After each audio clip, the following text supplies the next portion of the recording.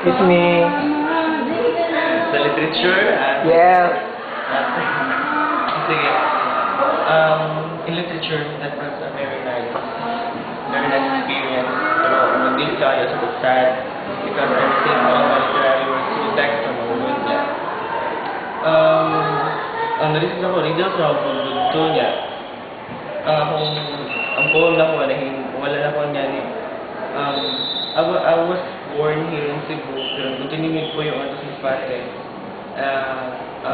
Pero pag nagbalik na po nga eskwela, pero ang heart did mas close ng heart sa Masbate. I feel mas Batanyo for presenting a reader here in as part of the exhibit sa Sa. literature.